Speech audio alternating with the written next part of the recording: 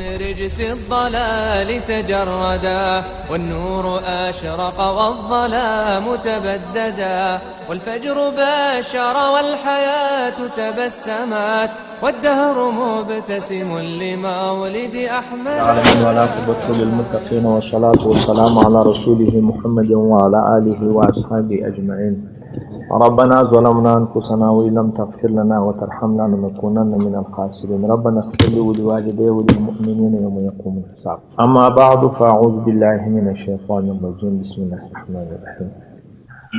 اول استفتاء پر قبر باندې اغا یپله قبر شق اولادی کله حد کمزکه درېدله اغا له حد اولادی زموږ په مذهب کې هغه دا دی چې دا بغل ته یې وکاږي او که چیرې مځکه نه درېدله خوړه وه د مجبوریت په خاطر بیا کې شک وکړي شامۍ په مابین کې پروا نه لري.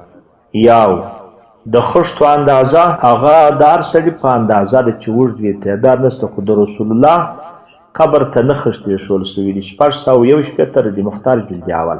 زموږ د امام صاحب په مذهب باندې ادب دا دی دومه استفتاح چې پر طریقه د سل شوه نشي د پښو د خوا ورشوه نشي بلکې سم دم هغه د ډورۍ پر سر کښېښوه شي په لاسو راشوه شي دا مړی او که ښځه محرم و محرم دی په قبر کې ودرېږي که محرم نه و چې لاس د بدن سره وصل نشي تر یو ځایه ونسي عام سړی هم پروا نه کوي. 660 جلد اول.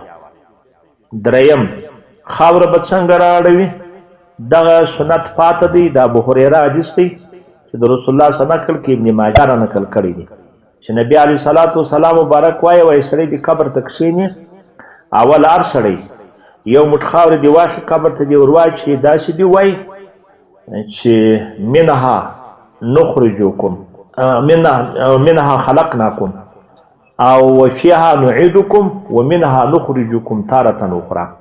اول دواره دی په اول کې دی دا وایي یو مټې واخلي ور واچوي چې منها خلقناکم دوه مټې واخلي بیا دې ور واچوي وفيها نعيدكم تر دې وروسته دې بیا واخلي چې فيها منها نخرجكم تارة أخرى.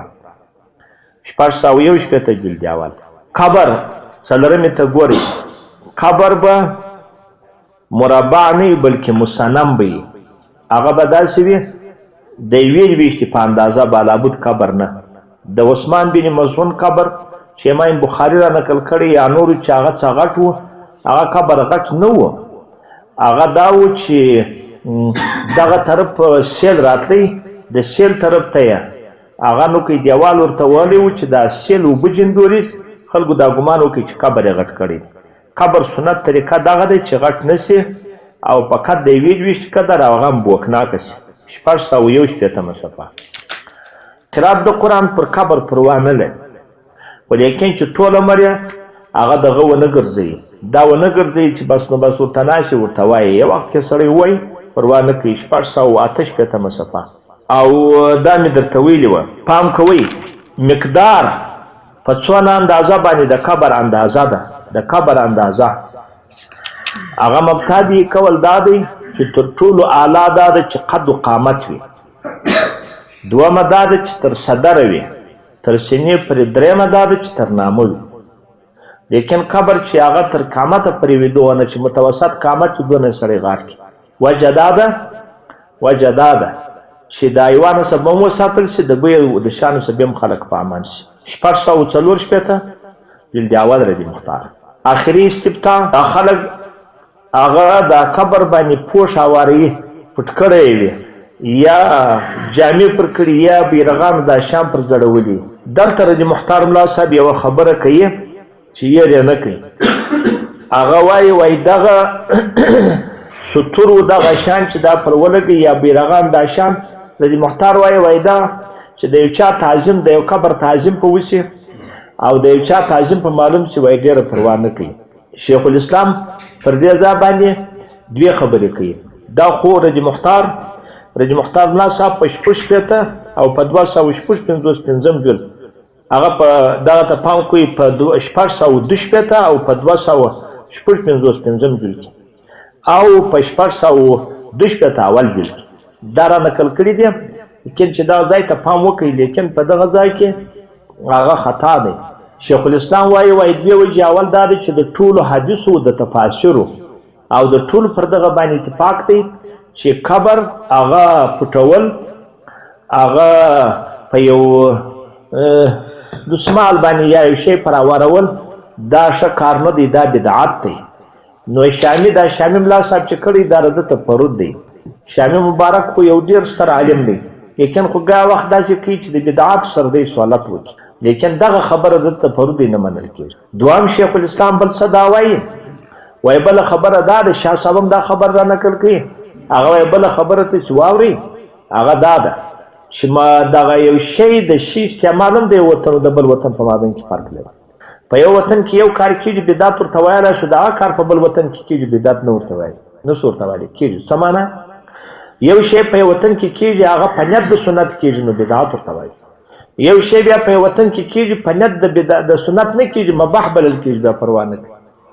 اوس که زه درته وایم د اختر روغبړ په یو وطن کې کېږي سنت یې بولي عبادت یې بولي کینی بدعت، او که په یو وطن کې کېږي هغه سنت نه بولي دغسې مباح یې وبولي سرور دپاره بیا پروا نه کوي. نو دا بله وجه ده د دغه وجې څخه دغه پټول یا دغه بیرغان ماشوه د لندې لږ دا نور شان پر کول دا څوک دی؟ دا بدعت دی.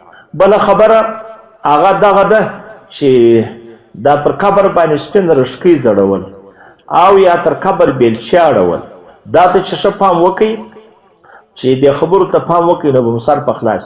په جرة الائمه هغه یو 40 و د 40 صفحه کې هغه د مصنف مولانا عبدالقیم صاحب وایي دا سپین رشقي د دې دپاره پر زړی چې حیوان نفرت جنوي کې باره بولي نه پر کوي، او دغه تبرانو دا شان چې تر اړول د دې دپاره چې ورک سوي نه د خلکو پر مخ ښکاره شي، او دا ټکان چې بولي دوی چې دغه بیلچه وایي دا وایي د 2 وجو سره، یا د دې دپاره وایي چې دغه ډورې اوس لا که نړېدل چې ونړېږي اوس لا خلک ګازر د ګټې به ورسره جوړ کړي، او که چیرې را ولاړ شي بل وخت ونړېږي بیا خو څوک نشته چې ورسره جوړ کړي. او یا دا دی چې هغه ډورې والا د هغه دا څوکو کې دغه بیلچه دې ویي ځای دې معلوم کړي ډورې ده ته معنی دا ډورې اندازه ده چې خلک پر ونه درېږي ونه نړېږي. لیکن خو طالبانو زموږ په فاسد کې دا ټول پر طریقه د عبادت کېږي، د مړي یو کار دی، دا ټول بس په یوه خوله باندې موږ ورته ویلی شو چې بدعت دی. دا خو د ده یو 40 جرة الائمه، لیکن مولانا فرید صاحب هغه راخیستي دي په بدعتو په سنت کې، هغه د عباس راخیستي دي په فریدیه جلد اول کې، هغه په 215 کې هم او په 300 هغه 12 کې هم. خو صحیح خبره دا ده چې بس دا مطلق دا ورته وایي دا ټول بدعت دی، دا ټول بدعت. حتی په سپین رشقي خالي کس نه وي، خاص د کفنه شی بیل دی، خاص د کفنه سوی د کفنه شی بیل دی فرموش دا ګه د بدعتونه دي، دا ګه د ګناه ده. که سړی په نیت د ثواب داخله کوي دا ټول ګناه ده. د دغه شیانو څه چې نظر څوک نظر قطع کوي. یوه آخري مسله هغه به هم دا ورسره ووایي چې دا زیارت القبور څنګه دی. زیارت القبور دغه ځای ته پام وکړئ. یو یپلا خو د نبي صلی الله علیه وسلم حدیث دی نهیتکم عن زیارت القبور الا فزورها، ما تاسې منع کوله د زیارت القبور څخه اوس یې تاسې کوئ، لیکن چې دغه ځای ته پام وکړئ. زموږ علماو بعضو لیکلي دي چې ښځې ته اجازه نشته ځکه دا صیغه د فزورها هغه د مذکر ده نو ښځو، لیکن او ډېر علما دا وایي چې یوه ښځو ته هم اجازه شته. ولې د قرآن او د حدیث مذاق دا دی چې دی هغه مذکر ذکر کوي، مؤنث طبعا پرېږدي، خو مؤنث هم په دې حکم کې داخل. نو صحیح خبره دا ده چې ښځو ته هم اجازه شته، اجازه خو پکې راله، لیکن اوس په دې کې خبره شته چې آیا مطلق د نبي صلی الله علیه وسلم حدیث هم راځي چې لعنت د خدای دی پر زوارات القبور، هغه چې قبرو زیارتو ته ځي پر هغه دی لعنت وي. نو د دې حدیث څنګه کو نور د مختار ملا صاحب دا را نقل کړي دي. که چیرې د ښځو جزا کول فریاد یې کوه نو په دغه اعتبار باندې هغه پر دوی لعنت دی، خو بد کار دی، منع ده. او که چیرې راولاړ شوله دوی جزا او فریاد نه کول بیا نو سپین سري دي او که ځوانانې دي. دې ځای ته چې پام وکړئ سپین سري دي که ځوانانې دي. که ځوانانې دي نه دي ځي هغه د دې وجې چې اوس هدیرې د پوساکو د پجارو ځای شوی دی په دغه وجې دې نه او که ځوانان یې نه وي او جز و فریاد یې نه کول هم دی هغه زی پروا نه کوي. دا خو مبسوط د سرخسی 24 جز 10مه صفحه، هندیه 5م جلد 300، هغه 50مه صفحه، فتح الباری 3م جلد 48مه صفحه، ردی محتار جلد اول 455مه صفحه. دا خو درته راله، لیکن دغه وایي مولانا محمد فرید صاحب په رساله قبریه هم 19مه صفحه ده او په مقالات کې هم 19مه صفحه ده چې اوس دې نه ځي. اوس د اکثره جز و فریاد کوي، لیکن په دغه حکم کې عامیم داخلي دي، چالته جزه کې یا ډبرې په ځان پرې موږ یا پر قبر راګرځي یا پر دې شانو، دا بیا څوک دی، دا بیا ناجایز دی. نو که قبر مچي که هر شی مچي دا ټول ناجایز دي، دا ټول روانه دي. دغه ځای ته پام کوئ چې په دا خبرو باندې مو سر خلاص نو که لږ په پوه سئ.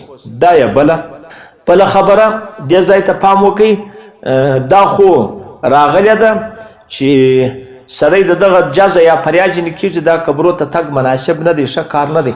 خو که دا نه بیا خو بیا هم شاه صاحب وایي هغه تعلیم خو ورته وکړئ، دا خو مکروه تعلیمي دی چې دا چم کوي، خو بیا هم دا داسې دی چې په دې کې ترتیب شته، په دا مکروه تعلیمي کې هم ډېره منه مو ورته کوئ، ډېره منه مو ورته کوئ شروع ته. نو که شی چې روښه یاست هغه هم سپین سر وداسې ته که ولاړې شي پروا نه کوي.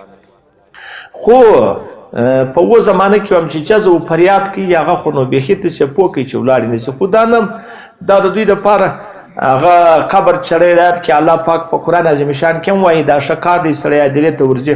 الهاکم التکاثر حتی زرتم المقابر، د جلالین خپله ترجمه یې دا ده چې هغه دا دی چې تاسې دنیا تکاثر د مالو د اولادو تکاثر مشغوله کړي یاست د خدای د عبادت و طاعت و بندګۍ سره، آخرت مګر سره هیر دی.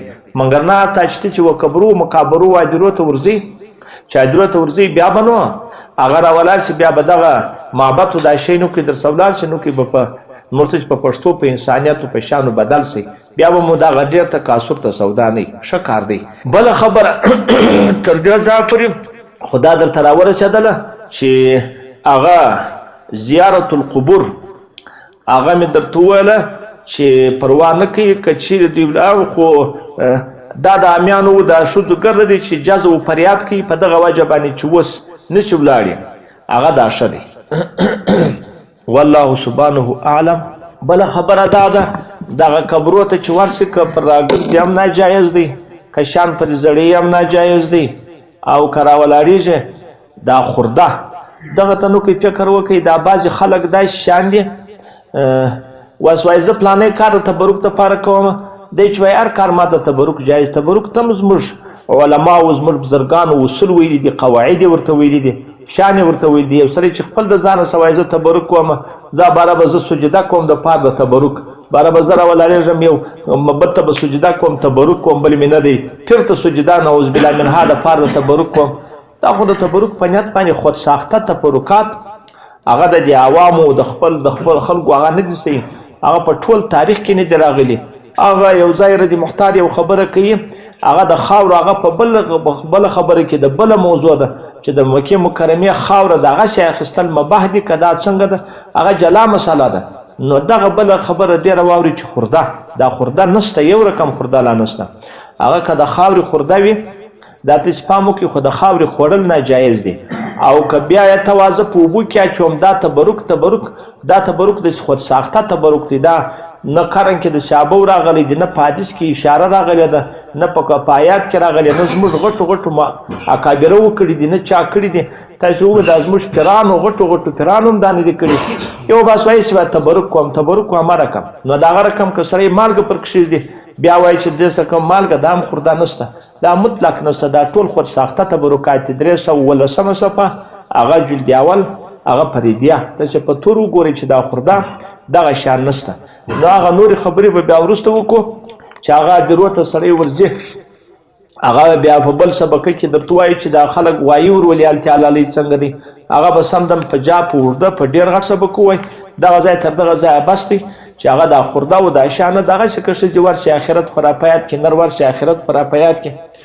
خو یوې خبرې ته ډېر پام وکړئ هغه به بیا وروسته وایي والله سبحانه. من رجس الضلال تجردا والنور أشرق والظلام تبددا والفجر باشر والحياة تبسمت والدهر مبتسم لما ولد.